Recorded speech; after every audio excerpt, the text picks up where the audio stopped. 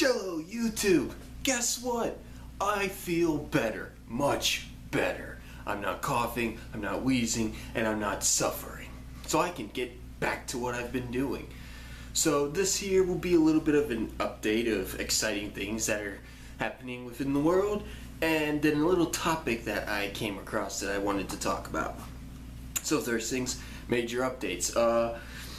I did a little review on the trailer and everything, but I am super excited for Cult of Chucky. Still kind of confused why it's called Cult of Chucky, though, to be honest. Hopefully it's got something to do with it, you know, curse. It seems like they're going with a theme now and everything. And besides the fact that Tiffany's going to be in it again, I am really excited for this movie. And I can't wait for it to come out. Jurassic World 2 had its, title revealed, The Fallen Kingdom. And the filming of the movie finally wrapped up and everything. It's supposed to be a more serious take with the movie and everything, which sounds cool and everything, but the little rumors of new hybrids and everything coming out and everything's got me a little shaky. But with a title like Fallen Kingdom, I feel like we're actually going to see once the actual people who actually go out and try to take back the island after losing it in Jurassic World. But the fact that they're keeping with the whole Jurassic World and putting a 2 in front of it makes me think it's still going to take place on Isla Nubla, or they might not even do an island, which would be pretty cool as well. Homecoming is kicking ass at the top of the box office. Still wasn't feeling too great, so I couldn't go and see it on its release day.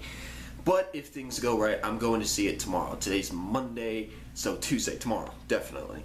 Because I definitely want to see that, the reviews and everything and that. And I've stayed away from all that because I want to be surprised myself and everything. I want to see Disney's take on Spider-Man and how it's done. Anything else? Getting super excited next month. If you didn't know, Uncharted: The Lost Legacy is coming out and everything. I've already got that. Pre-ordered. I finally sat down and watched John Wick Chapter 1 and 2. And man, do I gotta say, I'm so excited that they're doing a third one. If you have not seen those movies, they are amazeballs, okay? They are just so good, so good. But I'm working on finishing the next game review, and then I'll jump to the next one. And I've got a review coming of every single X-Men movie that's been made so far by Fox, everything like that. I'm working on all that and everything and that, so I know there's a new Dark Tower trailer. Haven't gotten a chance to check that out yet and everything. I think that's it. So yeah, I'm feeling better and expect more videos to start appearing up again and everything. Now on to the topic at hand. Welcome back. I didn't pick it up when it first came out, but I recently picked up the Rare Replay, 30 hit games, one epic collection, more like a few hit games and a collection, because some of the really, really old games I tried playing, but I just can't get into. But picking this up and everything, it has Conker's Bad Fur Day. I have that on the 64. It has Perfect Dark. I own that. I own Banjo-Tooie, and I own Banjo-Kazooie, and all that. And I also own Live and Reloaded, the remaster of Conker's Bad Fur Day. And that's what this topic is about. Remasters. Not re-releases, but remasters. It's very rare in the video game genre that we get a remaster of a game. It's either for an anniversary of something, it's been out for so long, so we're bringing it to new audiences and all that. And when we're supposed to get a remaster, sometimes it just turns up that they clean it up, put it in a higher frame rate, and ship it out to us, i.e. Resident Evil 4. But this list is in total random order. It's not top whatever or anything, or how many, exactly how bad we want all of these things. It's just, these are some games that I came across, and these are like, really some games that people might not think of and everything that I think kind of deserve that remaster kind of thing, that not only is helping out these video game companies by printing a buttload of freaking cash for them and everything, but would give us fans something really great. So let's start the list.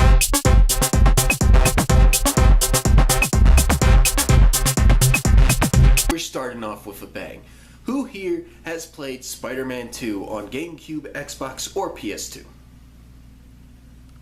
If you're watching, a lot of your hands went up and everything. That's because it is considered one of the best superhero games, and one of the best movie license games, and one of the best Spider-Man games out there. I like some of the other Spider-Man games, but I really love Spider-Man 2. It's very simple, but it's really fun. However, I will admit that now, in 2017, it's looking a little dated. I can still go back and play it on Xbox and all that. I kind of lost my PS2, so I had to buy the game again. But I can go back and play it, no problem. Any of the Spider-Man games on PS1, PS1, 1 and Inter Electro, or even go back and play the handheld versions of the games, for Game Boy Color and all that. They are still fun. However, if Activision really needs a buttload of money, and I know you've got the PS4 exclusive game coming out, this game, if you update the graphics, you don't have to change anything. You just gotta update the graphics for modern, modern consoles graphics and everything, and boom, right there, you got a solid game that you could sell for about $40. It doesn't need to be a full $60 price tag game, but about $40. And if you would just release it, people would pre-order it right then and there. I would pre-order it right then and there. As long as you don't change any of the mechanics, you don't change anything. You can add things, but don't take things away. And don't try to add new elements to the story or anything unless it's a good idea. Just leave it alone and take it like Conker's Bad Fur Day was with Live and Reloaded, and build it from the ground up. Like, another good example, Resident Evil on the GameCube. You don't have to change the voice acting. I mean, some of the voice acting you could bring someone else in maybe to make it sound better and everything like that. But you got a good solid story, you got good solid gameplay, a good open city of New York and everything. And once again, you can just release people out into it, and we can remember the good old days when an open world Spider-Man game was a great game, and it didn't require every single Spider-Man game almost to come out afterwards to be an open world Spider-Man game. That's why I really liked Beanox's Spider-Man Shattered Dimensions and Spider-Man Edge of Time, because those two games where the levels were big and vast, I wasn't swinging around the city, which still would have been fun, but it wasn't constantly swinging around the city finding missions. They tried something different, and it was a good idea, in my opinion. But I think that right there is a huge one on people's lists right there. They would love a remaster of that, period.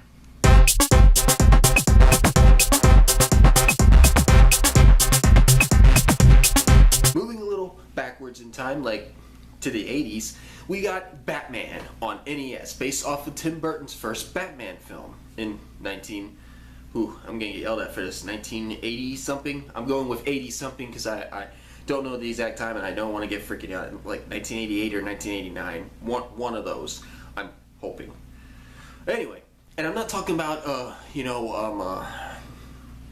eShop, re-release where you can buy the classic version of the game and play it. I'm talking about, i.e., Bionic Commando Rearmed, Contra 4. I don't want to say Turtles in Time because a lot of people did not care for that. But I'm talking about those kind of, where you remaster it, you build it from the ground up, you can keep the gameplay and everything the same, you can add new sound effects and everything. The cutscenes you can make more vast, you can keep the cutscenes the same way, but put them in HD graphics, and put it on the Virtual Console and sell it for the Virtual Console for the Nintendo Switch. Boom, you got one of the best Batman games, one of the best NES games that anybody who owns an NES should have had, or has now.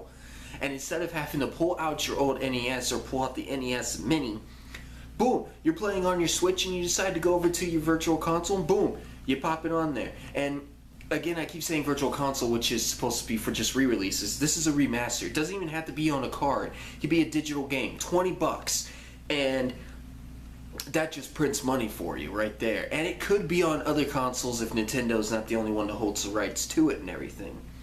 But could you imagine that game with all the Batmaning, the Batarangs, the Bat Missiles, and the Bat things that break into three things in HD? How crisp it would run, the wall jumping, and it would still be a really tough game. But it'd be a really tough game that younger audiences will be introduced to, and be like, hey, you play Batman Arkham Asylum, Arkham City, Arkham Knight, and Arkham Origins. Take a look at what a good Batman game was for us at our age, and it still holds up today. And it would still hold up today and sell a shit ton of money in the same process.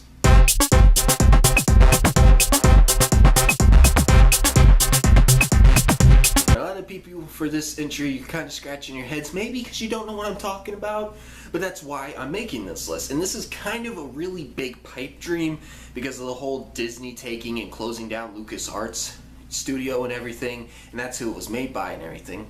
But Zombies Ate My Neighbors, if you guys know what I'm talking about, a classic game for the Super Nintendo and Sega Genesis where you run around as either two siblings, saving dumbass neighbors, killing zombies, mummies, vampires, aliens, and all this whatnot, just to save them, get a door to appear, and go to the next level.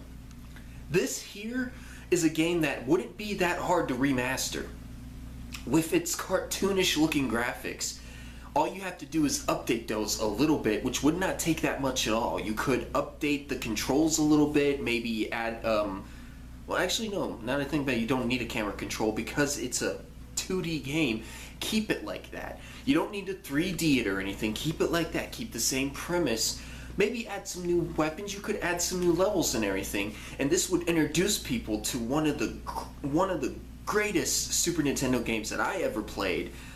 Also was on Genesis, and Genesis actually had Red Blood, where Super Nintendo had Purple Ooze. But it doesn't matter. It's still a really good game. It's got great level design, good gameplay, you know, it's got multiple ways to lose.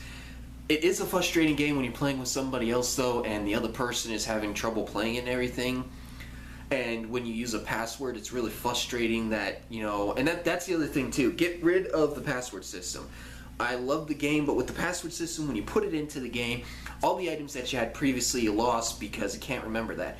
With it being a remaster and put on a new console or everything, even the Switch, it would have that memory, so it would save at certain points and you wouldn't have to play, you know, back again and everything. You know, like us old schoolers who play it, and if we wanted to beat it, we had to beat it right then and there or go to the new level with nothing but our squirt gun again.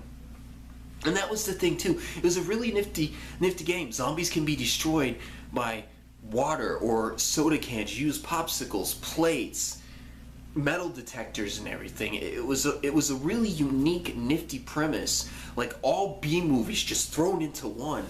And it's really fun to go back and still play again. If you don't have it, either get it for the Super Nintendo or start a petition, you know.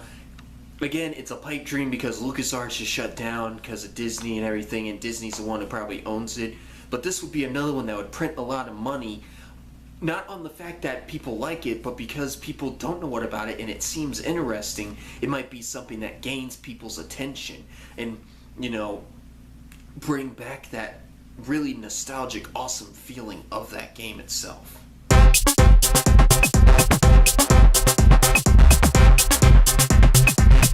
Super Mario 64 DS, Star Fox 64 3DS, Ocarina of Time 3D, Majora's Mask 3D, Nintendo properties that have been taken handhelds and remastered for new things. Now again, this might be a head scratcher for some of you, but if you're a big Aliens fan, it's not.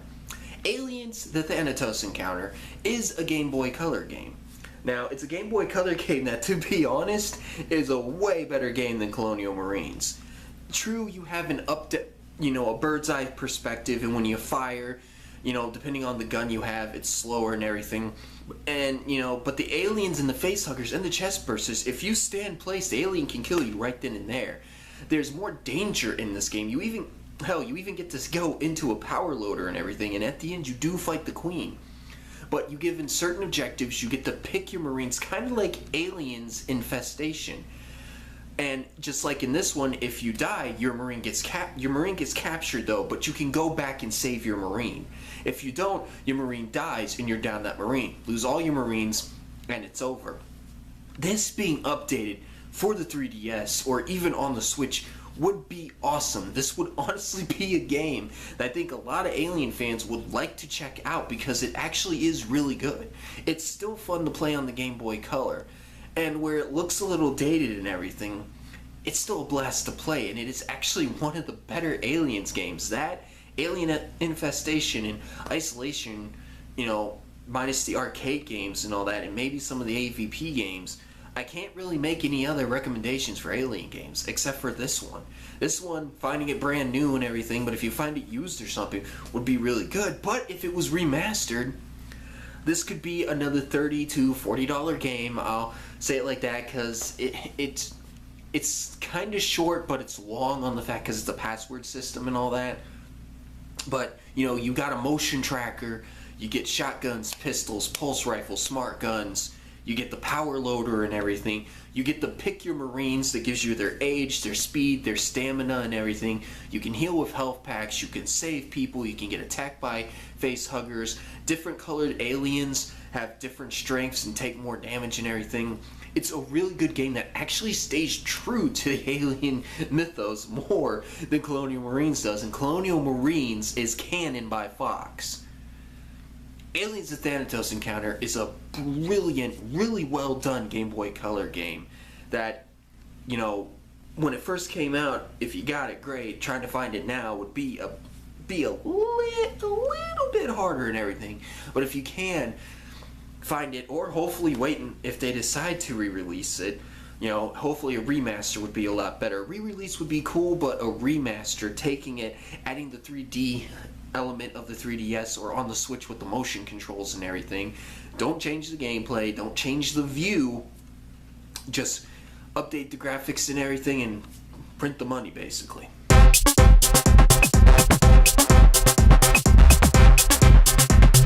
Yeah, I know, there's a lot of Nintendo on this list, but hey, the NES and the SNES and the N64 had great classics.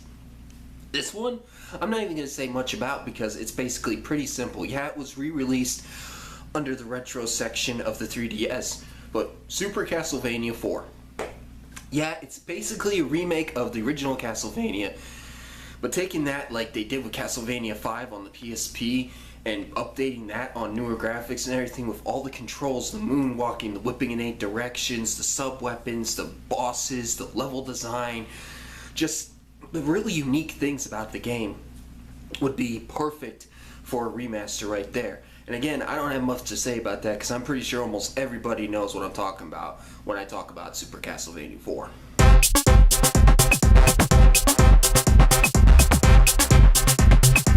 This one is a major, probably will never happen, but I'm fighting for it. I don't care. Yeah. On the game, it was released on the GameCube, then the PS2, and the Wii version is really great. Then we got the 360 and the Xbox One version. But all you're really doing, Capcom, with Resident Evil 4 is you're just cleaning it up a little bit, putting it in a different frame rate, and reselling it to us, and we're buying it.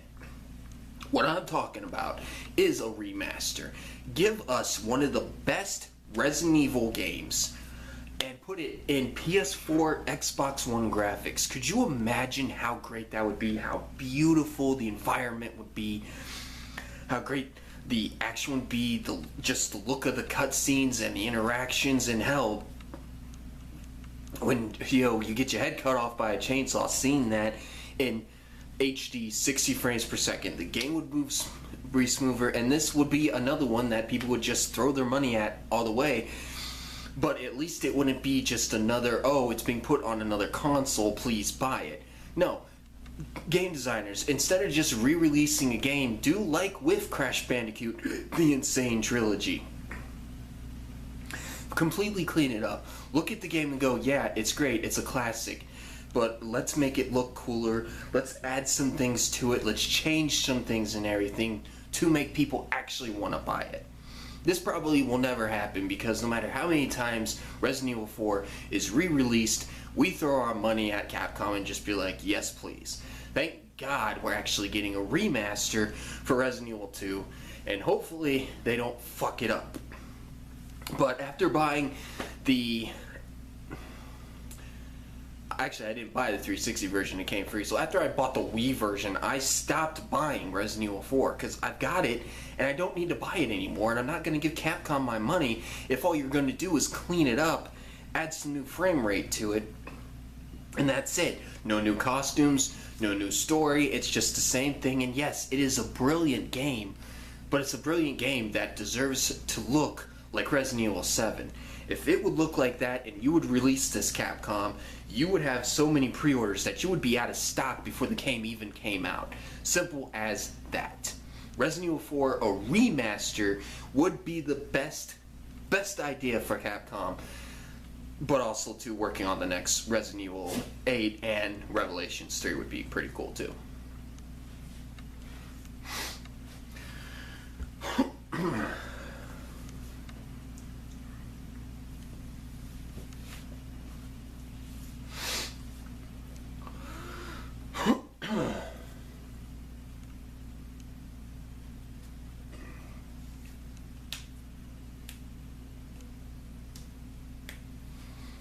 But those are just some games. And yeah, there's, some of them are classics, some of them are really, out there and everything and that. But those are just some video games that, if they got that remaster treatment, would sell like hotcakes, period, and everything. But I'm pretty sure I missed some games. I'm pretty sure I missed some of your favorite games and everything. So leave a comment down below. Tell me what games you would like to see remastered and everything. Please subscribe for more videos. Like, and I will see you later. And Retentive Gamer, signing off.